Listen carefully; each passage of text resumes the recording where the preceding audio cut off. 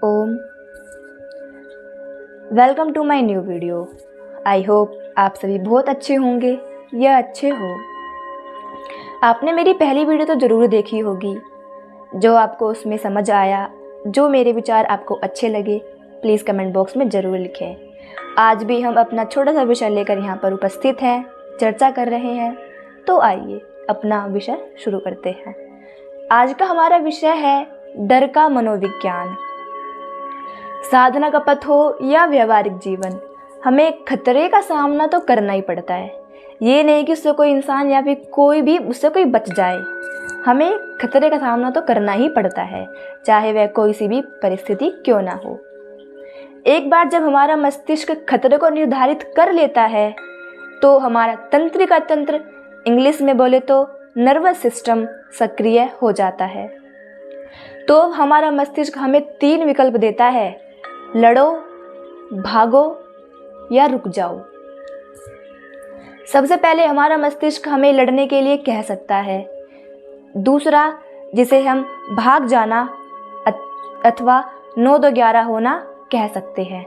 तीसरा, हमें अनुभव हो सकता है कि हम स्थिर हो गए हों, जो वास्तव में लड़ाई और भाग जाने की बीच की स्थिति है, क्योंकि हम पता लगाने का प्रयास करते हैं कि हमको किसको चुनना है, लड़ाई को या भाग जाने को। बल्कि इस डर की आशंका से न केवल मनुष्य ही पीड़ित है, बल्कि बड़े बड़े राष्ट्र को, बड़े बड़े देशों को इसने हिलाकर रख रखा है। जी हाँ, जैसे अमेरिका को रूस का डर है, रूस को अमेरिका का। यह दोनों इस डर के कारण आज बड़े बड़े हथियार, मिसाइल बनाने में लगे हुए हैं। आप दूर ही क्यों जाएं, आप इस पाकिस्तान को ही देख लीजिए। हमारे भारत ने आज तक इसे पहले कुछ भी नहीं कहा, और यह इस डर के कारण पूरे विश्व भर में चिल्लाता रहता है कि भारत उस पर कब्जा कर लेगा। उसे हथियार बनाने के लिए पैसे दो। कभी अमेरिका तो कभी चीन के सामने कटोरा लेकर के खड़ा ही रहता है। जी हाँ, इस डर की व्यर्थ अवस्था ने आज उसने अपनी अर्थव्यवस्था को गड्ढे में डाल रखा है। इस व्यर्थ के डर ने आज पूरे यूरोप को अपने प्रकोप में ले रखा है। विश्वास के अभाव के कारण फैले इस डर से आज पूरे मिडिल ईस्ट कंट्री में बड़े बड़े युद्ध छिड़े हुए हैं, बड़े बड़े संग्राम छिड़े हुए हैं। आपके मस्तिष्क में यह प्रश्न तो जरूर आता होगा कि यह जो डर है, इससे केवल हानि, नुकसान ही मिलता है। जी नहीं, अगर आप यह सोचते हैं तो यह गलत है। ऐसा कुछ भी नहीं है। कभी कभी इस डर से, इस खतरे से हमें लाभ भी होता है। जैसे इससे सुधार भी किया जा सकता है। फॉर एग्जाम्पल, वर्षा और तूफानों का डर ना होता तो यह मकान, बड़ी बड़ी बिल्डिंगें खड़ी ना होती। और वैसे ही अगर सर्दी, गर्मी का डर ना होता तो यह वस्त्र कभी ना बनते। भूख और प्यास का डर ना होता तो ये खेती बाड़ी कभी ना होती। जो डर सुधार के लिए, जीवन के सुधार के लिए आवश्यक है, वह अच्छा है, बाकी सब व्यर्थ है।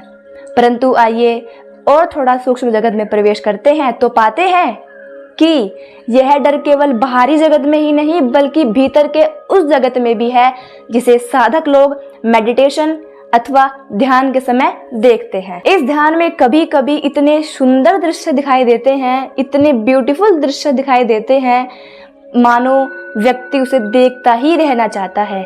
परंतु कभी कभी इस दृश्य में इतने भयानक, इतने भयावने दृश्य दिखाई देते हैं कि मनुष्य का हृदय दहल जाता है। इतने भयावने की हॉरिबल, टेरिबल सीन दिखाई देते हैं, उन्हें देखकर मनुष्य का हृदय दहल उठता है। मुझे एक साधक ने बताया कि वह ध्यान का अभ्यास करते हैं और उन्होंने इस अभ्यास में कुछ उन्नति भी प्राप्त कर ली है। तभी वह एक दिन ध्यान का अभ्यास करते हैं तो उस ध्यान में उनके इतने भयानक दृश्य दिखाई दिए, उन्होंने डरकर आंखें खोल ली। उसके पश्चात उनका ध्यान फिर कभी भी नहीं लगा। देखिए, इस प्रकार ध्यान के समय जो भयानक वस्तुएं या भयानक दृश्य हमें दिखाई देते हैं, वह बुरे नहीं हैं। उनसे हमें घबराना तो बिल्कुल भी नहीं चाहिए। क्योंकि यह हमारे अपने मन के भीतर के मैल हैं और इन मैल से घबराना नहीं चाहिए। इस मैल को केवल मेडिटेशन, ध्यान से ही धीरे धीरे धोया जा सकता है। इसीलिए ये मैल से घबराना नहीं चाहिए, बस प्रभु से प्रार्थना करनी चाहिए कि हम अपने भीतर के मैल को ही धो डालें। अंत में आपने अपने भीतर के डर को मिटाने की जिम्मेदारी आपकी खुद की है, ना कि किसी बाहर वाले की। आपका डर आपको खुद को ही मिटाना पड़ेगा। क्या आप भी अपने अननेसेसरी, अनावश्यक डर से भयभीत हैं? तो कमेंट बॉक्स में जरूर लिखें। इति ओम। धन्यवाद।